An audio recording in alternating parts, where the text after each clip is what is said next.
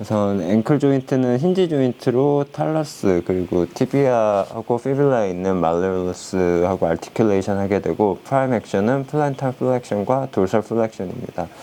서브탈설 조인트는 탈러스하고 칼케니어스의 아티큘레이션이고, 프라임 액션은 인버전과 이버전입니다. 그래서 보시면은 이쪽 아래쪽하고 여기 발에서 탈러스, 칼케니어스와 관절을 이루게 됩니다.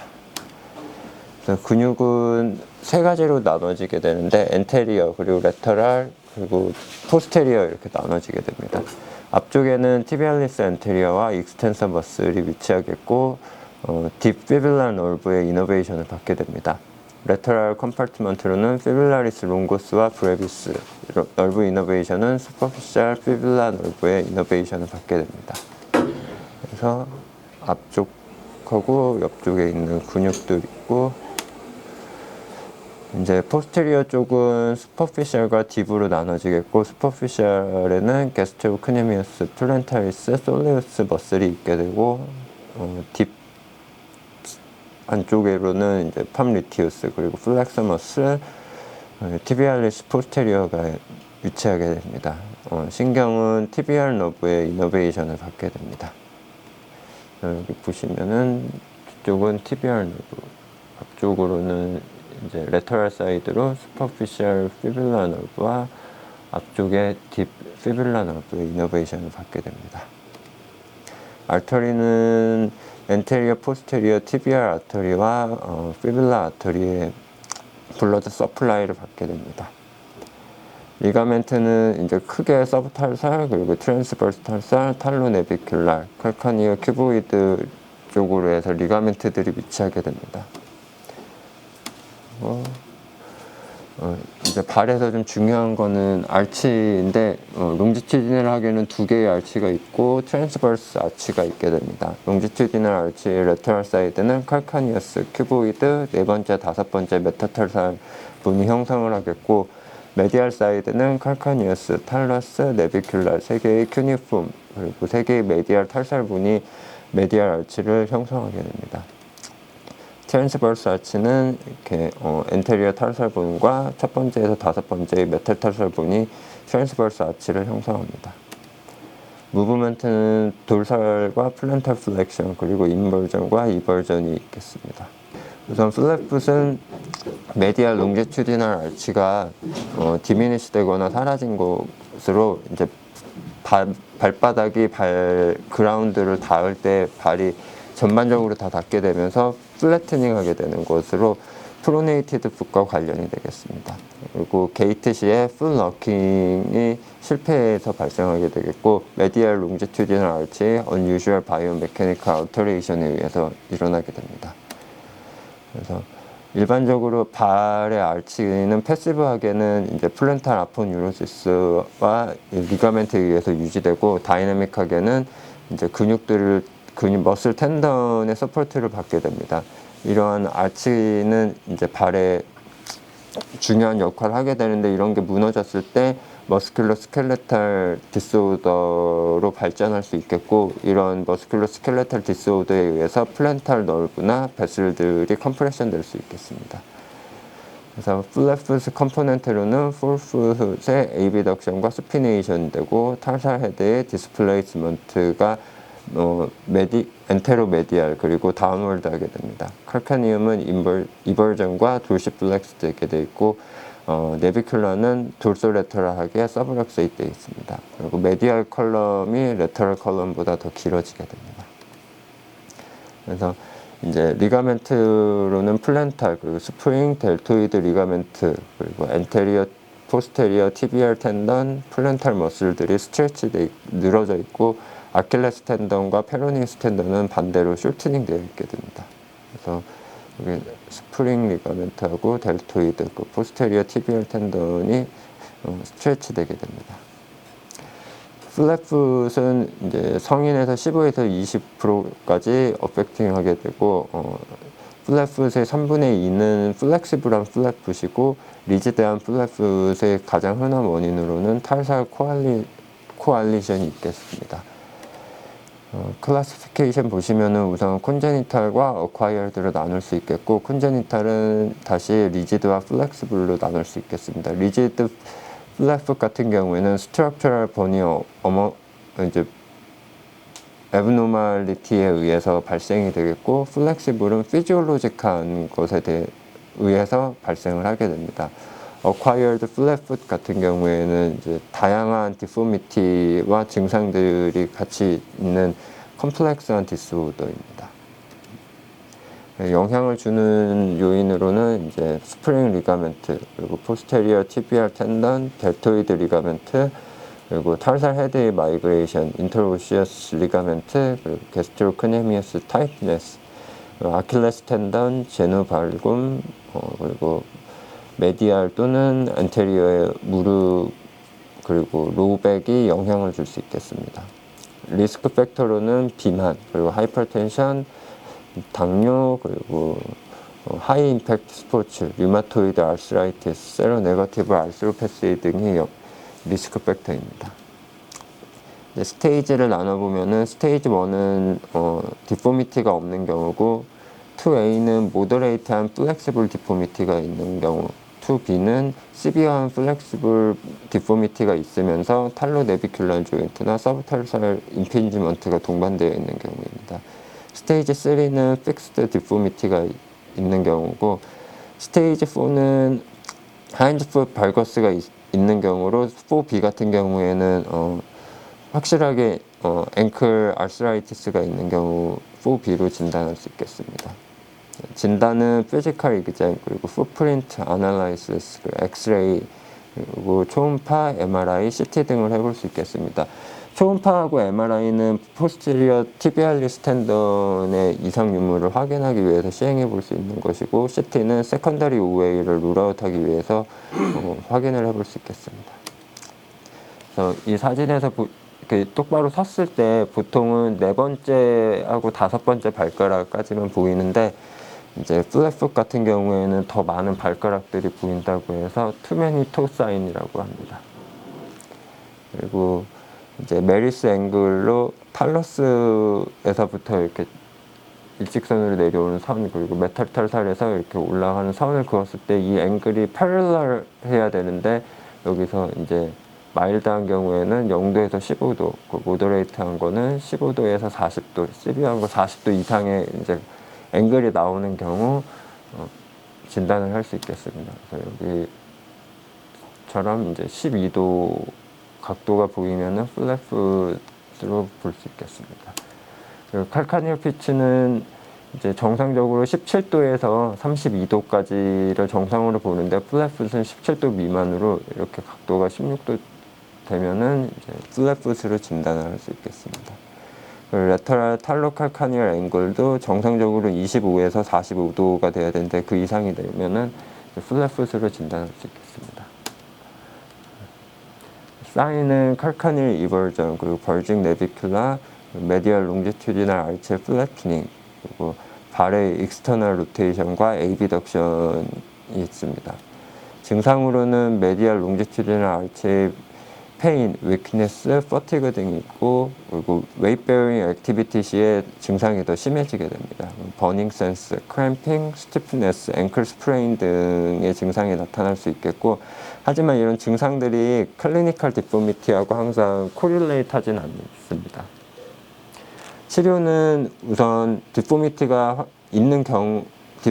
있으면서 이제 증상이 있는 경우에 치료를 하게 되는 거고, 모든 플랫풋 환자에서 치료를 시작할 때는 우선은 컨저베티브 트리트먼트 시작을 하게 됩니다. 그래서 컨저베티브 트리트먼트로는 액티비티 모디피케이션, 웨이트 로스, 페인킬러, 올소시스 등을 해볼 수 있겠습니다. 이제 다음 이 컨저베티브 트리트먼트가 실패한 경우 수술을 고려해 볼 수 있는데, 확실하게 컨저베티브 트리트먼트에 실패를 한 경우 수술을 고려해 볼 수 있고, 또 하나는 확실한 에브노멀리티가 있는 경우에 수술을 고려해 볼 수 있겠습니다.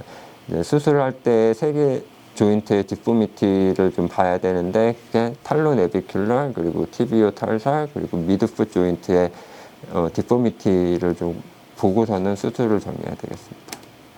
그래서 좀 각각으로 보면은 어덜트 플렉시블한 경우에는 증상이 없으면은 굳이 치료를 할 필요가 없다고 하고요. 포스테리어 티비얼 텐던 디스펑션이 있는 경우에 이제 얼리 스테이지에서 리지드 디포미티가 나타나기 전이거나 텐던 럽처가 있는 경우에는 데브리먼트나 시노벡토미를 해볼 수 있다고 합니다.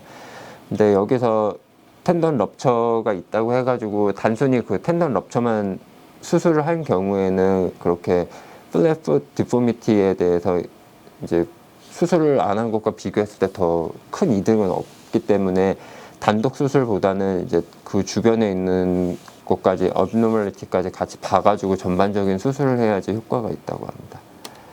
그리고 탈살 코알리션은 이제 컨저비티브 트리트먼트를 하는 게 더 좋다는 연구 결과가 하나가 있었고, 페로닐 스파스틱 플랫풋 같은 경우에 이디오패틱한 경우에는 컨저비티브 트리트먼트를 하게 됩니다. 그리고 포스트 트라우마틱 아니면 알스라이틱 샬코풋 그리고 뉴로머스큘러 플랫풋 같은 경우에 이제 이걸로 인해 가지고서는 통증이 발생하면은 그때는 이제 디제너레티브 체인지가 이미 시작된 걸로 생각을 할 수 있겠고, 이런 경우 대부분의 수술은 조인트 퓨전이 되겠습니다. 스테이지별로 나눈다고 하면은 스테이지 1에서는 컨저베티브 트리트먼트가 주가 돼서 이제 휴식을 하거나 인세이드, 캐스트, 피지오세라피, 스테로이드 인젝 등이 있겠고, 스테이지 2부터는 이제 수술이 같이 들어가서 고려할 수 있겠습니다. 스테이지 3에서도 스테이지 3, 4 다 올소틱 디바이스가 들어가고 그 다음에 수술적인 방법들이 고려되겠습니다. 반대로 하이풋을 보면은 풋 알치에 익세시브한 픽스드 플렉션 돼 있는 것으로 이제 메디얼 롱지튜디널 알치가 엘리베이션 되어 있습니다. 그래서 정상적인 경우에는 웨이트 베어링 시에 발 전체적으로 그 힘이 중력이 디스트리뷰션 되는데, 이제 하이 알치 같은 경우에는 하이 알치 풋 같은 경우에는 이제 중점적으로 힐이라든지 메탈 탈살 쪽으로 웨이트 베어링이 되겠습니다. 마찬가지로 이제 메리스 앵글이 패러럴하고 각도가 0도가 돼야 되는데 하이풋에서도 이렇게 앵글이 있게 되겠습니다.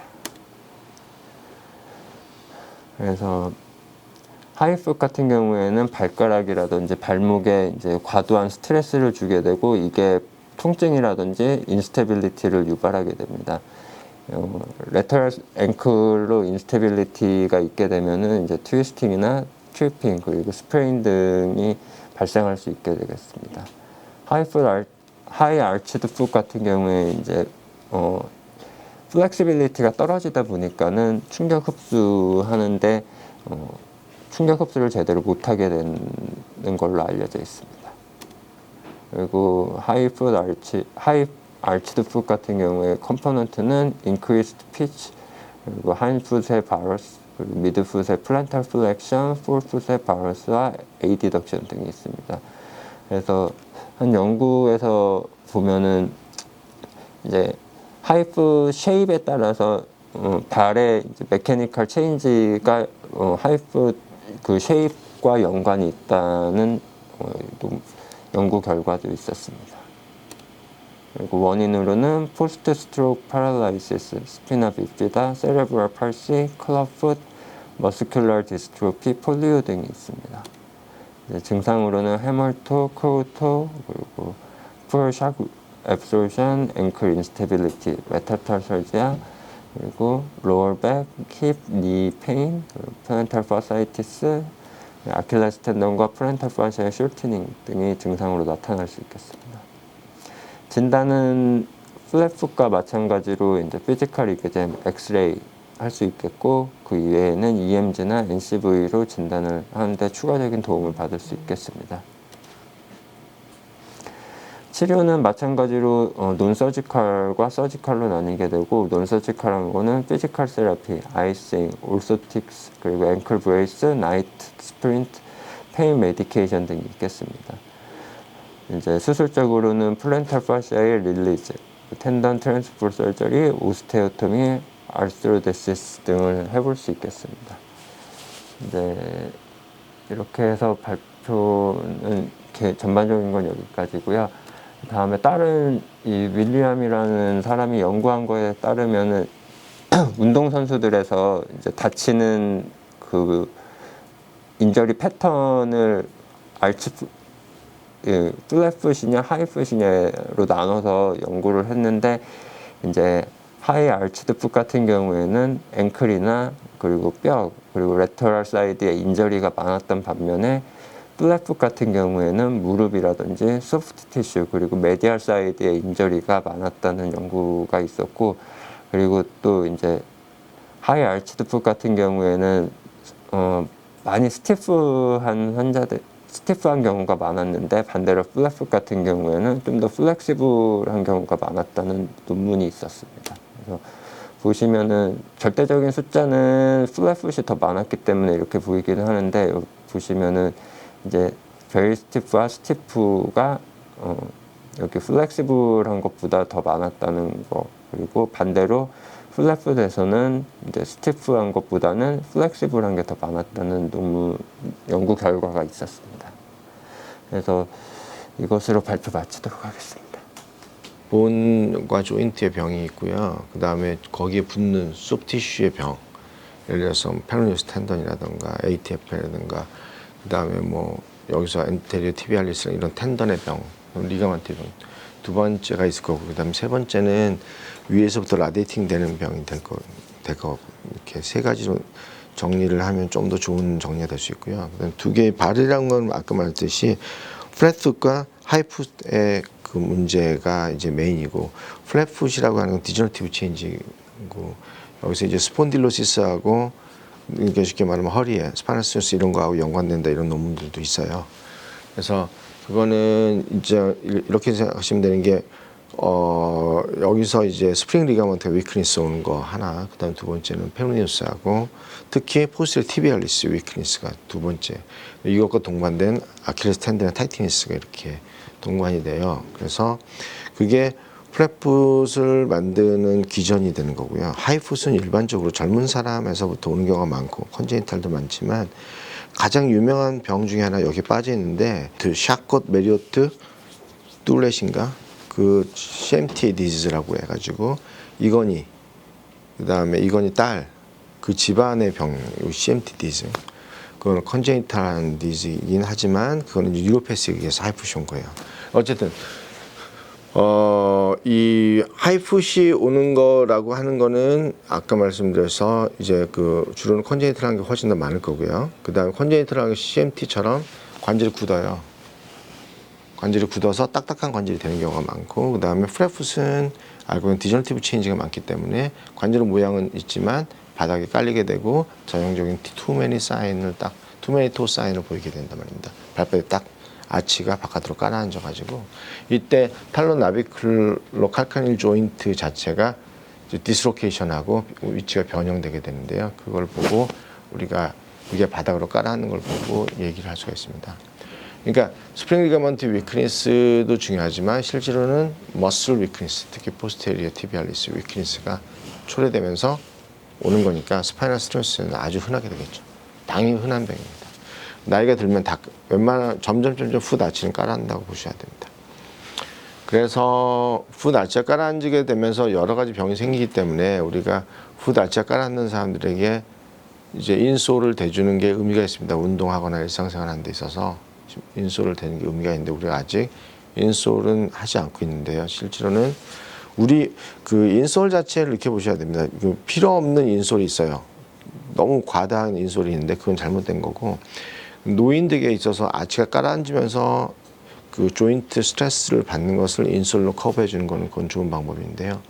그것들에 관련돼서 제가 이렇게 요 신발, 저 노인들 스파이널 스트레스 신발로 제가 개발한 건데, 이것도 이제 인솔을 안에다 충분히 넣어서 이 아치를 올려주거든요.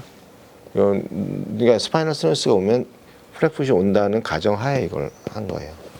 그래서 이런 거가 도움이 된다는 걸 말씀드립니다.